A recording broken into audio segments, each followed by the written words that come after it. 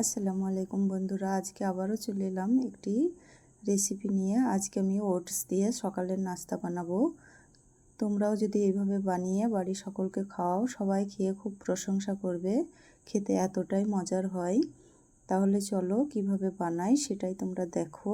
আমি 2 চামচ, বড় চামচের 2 চামচ ওটস নিয়ে নিলাম। এটাকে আমি পিষে নিব।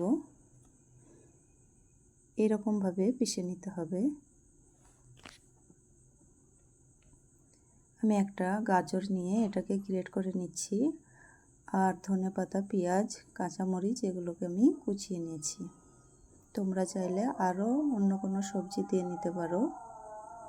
আমি একটা পাত্রের মধ্যে 2টো সেদ্ধ করা আলু দিয়ে দিলাম। এটাকে আমি চামচের সাহায্যে ম্যাশ করে নিচ্ছি।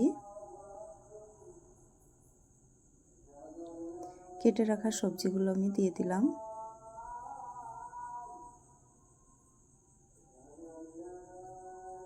পরিমাণ মতো লবণ, অল্প একটু জিরের গুঁড়ো আর সামান্য পরিমাণে হলুদের গুঁড়ো দিয়ে এটাকে আমি মিশিয়ে নেব।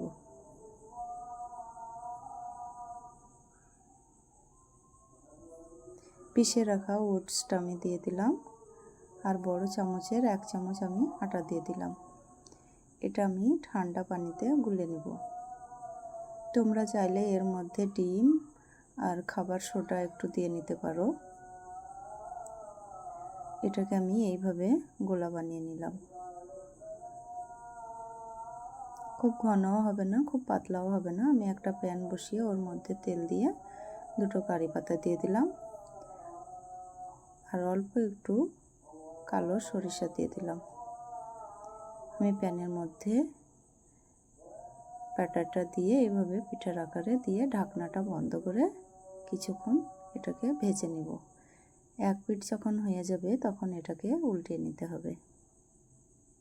খুব সহজেই এটা উল্টে যাবে, ভেঙে যাবে না। আবারও ঢাকনা বন্ধ করে এটাকে কিছুক্ষণ ভেজে নেব।